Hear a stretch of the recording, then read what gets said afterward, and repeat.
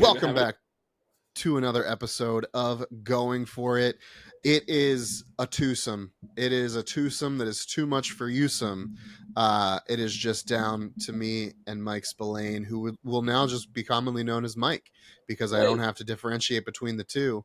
And we are going to break down your Thursday night football game, and then you'll see in later episodes the Sunday night and Monday night football game and our Sunday matinee games.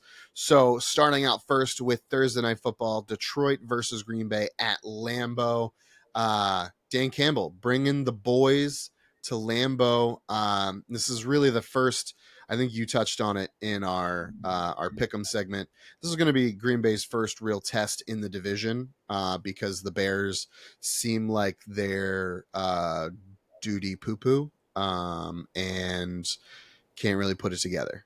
Yeah, cardboard doo-doo was the term you used to use, I believe. Cardboard doo-doo is also, yeah, I would agree with that. I just wanted to say that they were poopy twice, and doo-doo poo-poo felt good. We'll workshop it.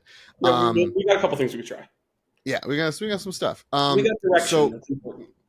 Breakdown for me, Jordan Love has looked decent, fairly decent. Didn't look super great in the last game for the first three quarters, but managed to start to do a fourth quarter comeback. Who would you side with more? Are you going on the Goff bandwagon? Do you feel better about Jordan Love? Who are you leaning towards on the quarterback angle here?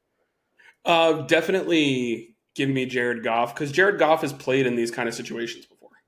And I think that's something that's really important to note is Jared Goff has done stuff like this before. He's played in this game before. I just think that Jared Goff's a quarterback that I can trust a little bit more. And that's one of the things that you mentioned. And we mentioned earlier in our Pick'ems episode, is that this is a test for Jordan Love, because Jordan Love still had the deed to the Bears that Aaron Rodgers left in his locker. So they still own Chicago. That was not a contest. But the Lions are a fun and dangerous football team. So this is a team that they have speed, definitely. Sam Laporta is turning out to be a weapon. Amon-Ra is already someone that we know is fun to watch. And Jahmyr Gibbs is going to be someone who's just he's just now going to be getting the opportunity to show what he is, what he's capable of. So this is a team that's going to be a lot of fun. This is a team that everyone that people should be excited to see play, and I'm excited to see them play.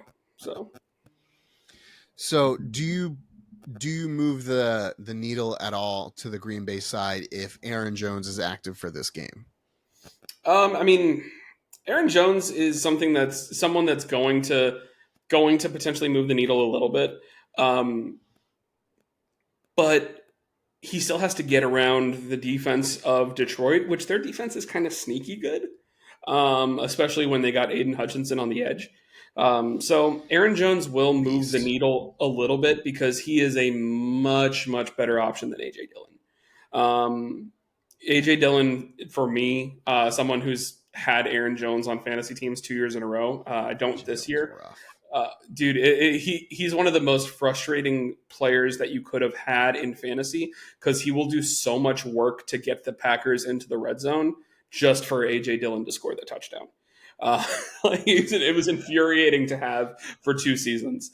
But it's one of those things that I think he will make them a better offense, but I don't think he moves the needle enough for them to be a better football team than the Detroit Lions right now.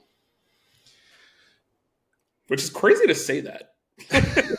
It's been a long time coming. I feel like Detroit has been waiting for this moment. No, they deserve it. They deserve forever. Good for you, Detroit Lions. Good for you. You guys finally did something that might be sort of maybe positive. I saw a lot of good stuff from Rashawn Gary last week. He kind of went off a little bit. But the thing is, I love this Detroit offensive line. They are very good. They have a lot of talent on this offensive line. Didn't love what I saw out of Gibbs last week, but it was his first week really being the guy. So I think he's just going to get better with time. He's super explosive. And like you said, Amon-Ra is a stud. Like that dude is in top 10 conversations, and he could be for some people in that top 5, I think, because he's He is the main, other than Sam Laporta, who's new. He's a rookie. I think he's a guy that you could look at as he's going to get double covered. He's going to be, the guy that needs to get himself open, and I think he's able to do that with good consistency and good route running. So, yeah, I like the Lions here. I believe that I was our contrarian and I took the Green Bay Packers, just because I think Lambeau is a beast. I think it's It is. hard to win games in Lambeau. I think Aaron Jones is going to be back. I think Christian Watson is going to play. He said he's going to play, but that's really up to Green Bay. And if Bakhtiari plays, I think it's going to be a really, really tough game for Detroit to win. I think it's going to be a very competitive game, unlike last Thursday night's game. Well, I shouldn't say that. In the fourth quarter, it got out of control, but like it was pretty close other than that. But I think it's going to be close. I'm going to go 28-24 Packers.